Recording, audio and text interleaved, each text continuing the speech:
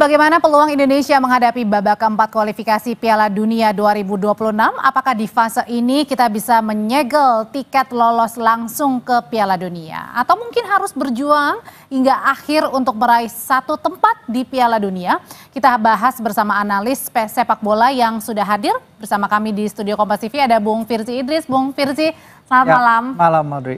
Ya, Bung, ini kan total ada 6 tim yang bakal berlaga di babak 4 kualifikasi Piala Dunia 2026 zona Asia. Dan ini 5 diantaranya merupakan negara Timur Tengah. Nah, ini kita lihat 6 negara akan dibagi ke dalam grup gitu ya, yang akan diundi pada 17 Juli 2025 di Jepang. Nah, tapi kalau kita lihat yang pot pertama misalnya pembagian kelompok negara ini berdasarkan rankingnya. Pot 1 unggulan pertama ini ditempati oleh Qatar Arab Saudi.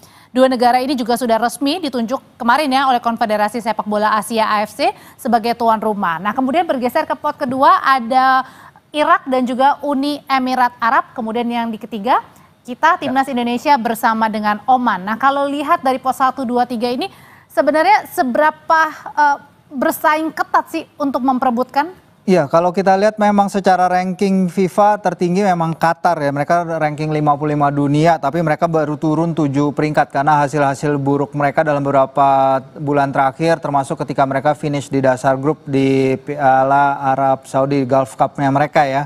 Mereka nggak berhasil lolos, mereka juga baru mengganti pelatih ke Julen Lopetegui, mantan pelatih timnas Spanyol. Sementara Arab Saudi juga ada di rank 58 dunia, Uni Emirat Arab rank 59, Irak 59, Uni Emirat Arab 65, dan Oman yang paling dekat sama kita ya rankingnya. Itu aja 77 rank, jadi memang sedikit jauh ya. Tapi kalau peraturan round 4 itu mengacu kepada rapat komite AFC Juli 2023, seharusnya tim yang punya performa paling bagus di round 3 yang akan menjadi tuan rumah. Tapi dalam hal ini adalah Uni Emirat Arab dan Irak yang sama-sama dapat 15 poin di grup mereka masing-masing. Tapi habis itu AFC mengubah peraturan, mengubah pendirian mereka sehingga mungkin dilihatnya dengan apa yang mereka udah punya infrastructure wise, pengalaman meng-host event-event kelas dunia, akhirnya terpilihlah Qatar dan Arab Saudi. Untuk drawing kita masih belum tahu sampai saat ini apakah akan ada restriction dari kalau misalnya tim udah ketemu di round 3 nih, apakah akan ketemu lagi di round 4? Karena ketika di round 3 ada... Artinya ini masih banyak ya, peluang masing-masing ini bisa terjadi ya Indonesia melawan siapa pada saat nanti Oktober ya? Untuk sekarang ini kayak gitu, karena misalnya Iran sama Uzbekistan di round 3 itu mereka gabung jadi satu. Padahal di round 2 mereka udah bareng juga. Jadi di sini kita akan lihat ke depannya mungkin beberapa seminggu sebelum drawing kita mungkin akan ada clearer picture ya. Tapi kalau misalnya kita mengacu kepada aturan yang lazim dipakai selama ini, jadi tim yang udah berada di round 3 nggak akan ketemu lagi di round 4 ya, kita dipastikan akan ketemu Qatar dan Irak, nggak usah drawing lagi.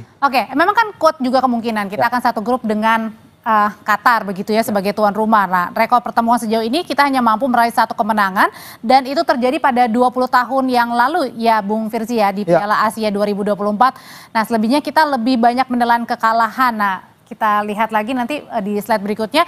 Ini dengan skuad saat ini kita sanggup meladeni tuan rumah kah?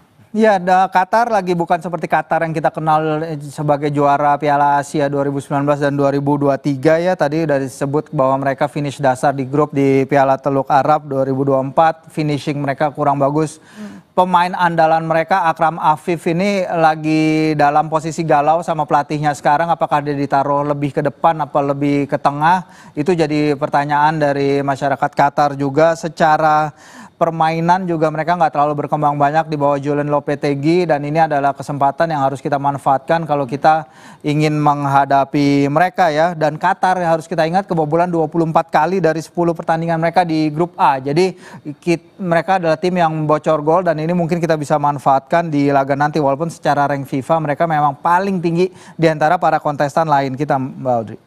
Tapi kalau kita lihat misalnya beberapa kali melawan Indonesia dan Qatar, ini kita pernah menang 1 kali, selebihnya Qatar ini apakah menentukan termasuk juga dengan peringkat ya? Ada yang bilang wah peringkat ini sebenarnya juga tidak menentukan, kan ada banyak hal nanti ya pada saat di Ya. tanding. Menarik kalau emang kita flashback beberapa kali pertemuan kita, tentu saja pertemuan paling yang kita ingat terakhir adalah di Piala Asia U23 ya, di mana kita bermain di Qatar dan kita berada di bawah ya kepemimpinan wasit asal Tajikistan. Waktu itu Kabirov sangat kita anggap kontroversial ya, karena beberapa pelanggaran keras dari pemain Qatar tidak diberi, sedangkan Ivar Jenner ketika itu mendapat kartu kuning kedua dan kartu merah karena pelanggaran yang sebenarnya sangat soft ketika itu. Dan waktu itu pelatih kita Shin Tae-yong mengatakan bahwa wajar kalau tuan rumah mendapat keuntungan, tapi kalau udah dapat keuntungan seperti yang Qatar dapatkan ketika itu melawan kita, ini udah seperti pertunjukan komedi, dan itu adalah kata-kata yang Coach Shin pakai ketika itu. Jadi faktor non teknis seperti yang kata Om Kesit tadi utarakan, ini yang harus kita waspadai kalau kita bertemu Qatar. Tapi sisi positifnya ketika kita bermain di Qatar,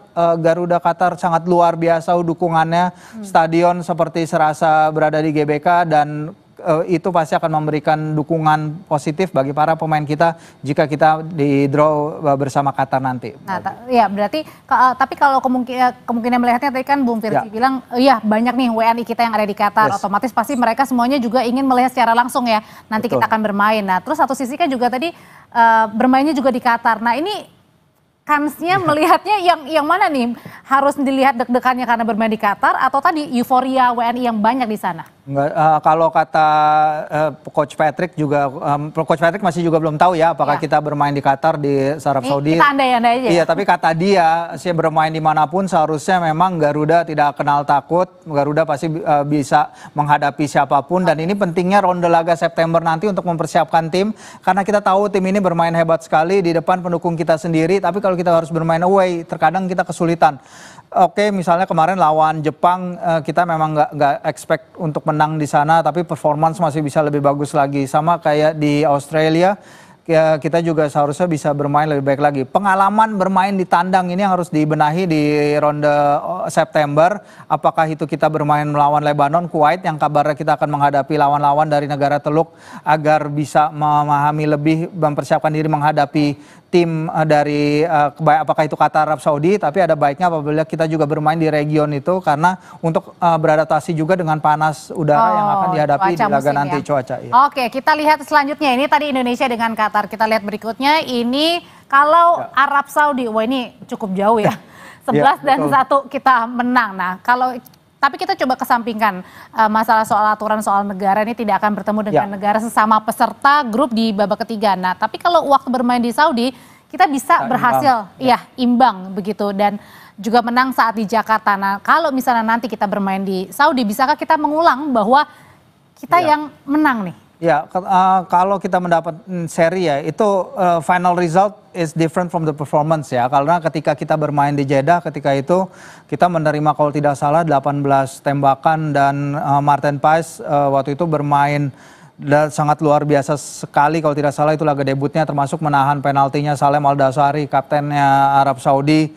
Dan itu mungkin tidak akan sustainable kalau kita terus-terusan menerima 18 tembakan itu. Untungnya bersama Coach Patrick adalah ketika kita menghadapi dua laga di mana kita diharapkan kompetitif ya, Bahrain dan China ya, itu kita hanya menerima 1 tembakan on target untuk masing-masing pertandingan. Jadi secara defensively kita bagus dalam hal itu. Oke, ketika melawan Jepang kita kesulitan, tapi the whole team struggling, dan itu akan jadi pelajaran bagus menghadapi laga tandang melawan Arab Saudi. Karena ketika Arab Saudi kita bermain babak kedua, terutama babak kedua ketika lini tengah kita udah mulai capek, Tom Hai udah mulai capek, Ivar juga, itu kita sangat-sangat gak mudah diterobos dari sisi tengah, dan itu harus jadi modal untuk kita menghadapi laga nanti kalau kita di draw menghadapi Arab Saudi, agar itu jangan terjadi lagi. Jadi catatan yang paling penting adalah kalau melawan Arab Saudi. Iya, catatan paling penting bagaimana kita mencegah lawan untuk menciptakan chances, karena di GBK kita melakukan itu, kita bisa membatasi chances yang didapatkan lawan at least lebih sedikit daripada ketika di Arab Saudi. Kalau kita menerima double digit tembakan ke gawang lagi, tentu itu akan sangat sulit. Tapi Arab Saudi juga tidak berada dalam performa terbaiknya. Mereka akan juga pasti mengalami kesulitan kalau menghadapi tim Garuda. Yang penting kita harus pada saat menit-menit awal harus curi poin dulu ya. Itu untuk menambah kepedean kita pastinya. Oke, Bung Firzi, ini kan di Liga Arab kini banyak diisi oleh pemain Eropa ya. Perlu nggak nih kita waspada meskipun kita juga banyak naturalisasi? Nah, menariknya ini ketika itu pertemuan pertama ya sebelum Hervé Renard diganti, pelatihnya Arab Saudi mengeluhkan justru ya.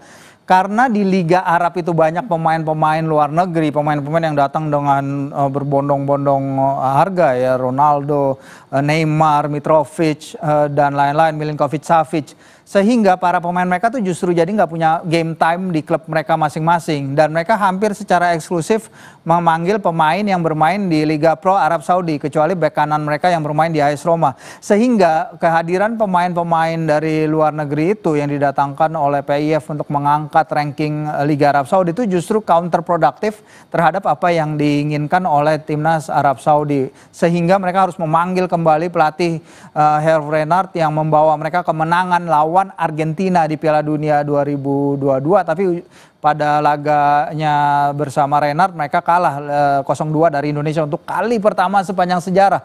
Jadi modal bagus bagi kita menghadapi Arab Saudi nanti.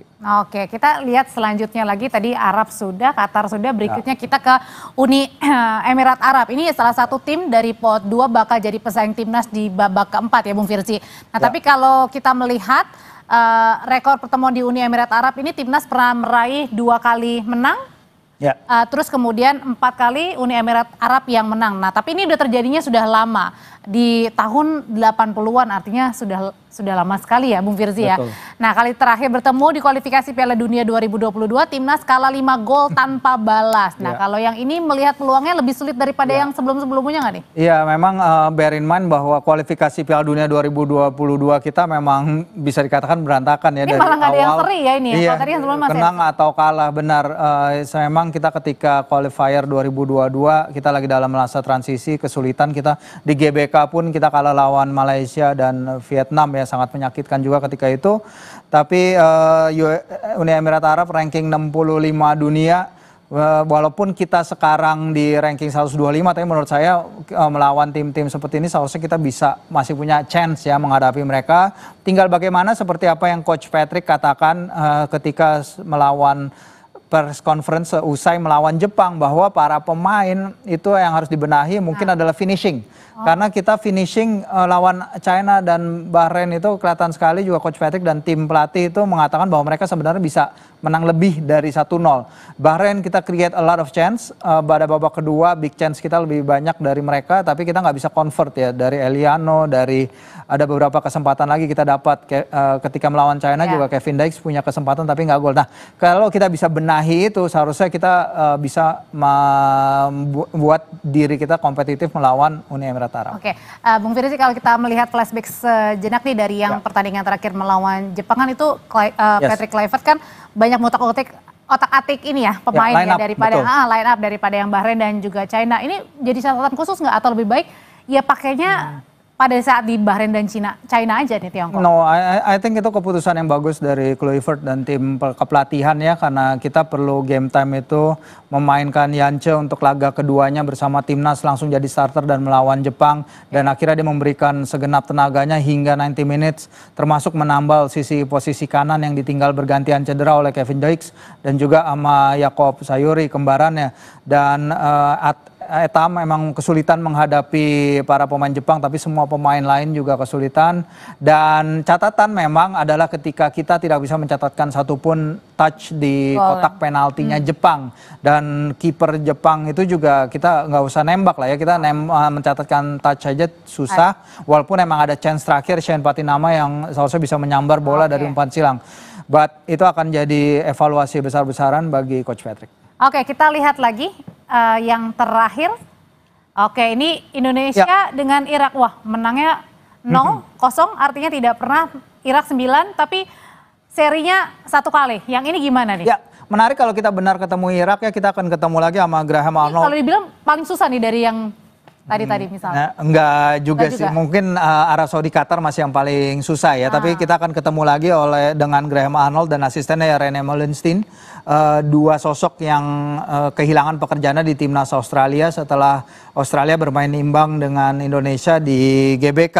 Dan Irak ini hanya menang sekali ya dari 6 pertandingan terakhir. Arnold juga baru datang pada Mei akhir menggantikan Jesus Casas, dan mereka kalah di kandang pada debutnya lawan Korsel. Emang menang cuma 2-0, tapi habis itu mereka bisa menang lawan Yordania pada laga keduanya, itu suatu catatan positif juga.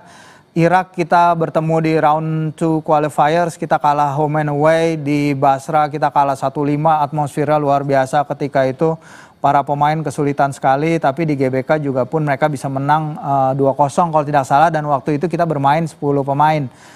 Dan ini yang harus kita benahi, tapi mungkin kalau sekarang berdasarkan apa yang udah kita lalui di round 3, menurut saya akan lebih optimistis kita menghadapi Irak, apalagi kalau emang bermainnya either di Qatar apa di Arab Saudi ya, karena kalau laga kembali dilakukan di Basra itu yang akan susah bagi para pemain kita, tapi nggak mungkin bermain di sana, dan lagian kondisi geopolitik di area situ kan lagi panas, jadi ya antara bermain di venue netral paling benar. Oke, dan kalau misalnya Oman kan karena tadi bersama satu pot kita, ini tidak akan main ya, artinya kita tidak mungkin bertemu dengan Oman ya, makanya kita tidak bahas. Nah, tapi kalau kita bahas yang tadi ada Irak, Uni Emirat Arab, Arab Saudi, dan yang pertama Qatar. Ya.